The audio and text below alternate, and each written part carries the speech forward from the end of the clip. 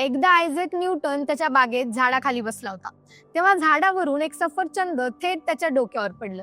Newton थोडा चकित झाला, पण त्याच्या डोक्यात लगेच एक प्रश्न आला. हे सफरचंद सरळ खालीच का पडलं, बाजूला का नाही गेलं किंवा वर का नाही गेलं? तेव्हा त्याने यावर विचार केला. त्याला लक्षात आलं की कुठला तरी असा फोर्स आहे जो वस्तूंना पृथ्वीच्या दिशेने अट्रॅक्ट करतो, आणि हा फोर्स म्हणजेच आपली ग्रॅव्हिटी. न्यूटनला कळलं होतं की प्रत्येक वस्तू दुसऱ्या वस्तूला अट्रॅक्ट करते, आणि ज्याचं मास जास्त त्या गोष्टीमध्ये अट्रॅक्शन जास्त असतं. यावरून त्याने लॉ ऑफ युनिव्हर्सल ग्रॅव्हिटेशन सांगितलं. आज आपण जो ग्रॅव्हिटीचा नियम शिकतो त्याची सुरुवात एका साध्या सफरचंदामुळे झाली होती. एक छोटंसं ऑब्झर्वेशन, पण एक मोठा शोध. म्हणजे नेमकं लॉ ऑफ ग्रॅव्हिटेशन आहे काय? प्रत्येक वस्तू ही दुसऱ्या वस्तूला अट्रॅक्ट करते, आणि हे अट्रॅक्शन त्याच्या मासच्या आणि त्याच्यामधील डिस्टन्सच्या स्क्वेअरवर अवलंबून असतं.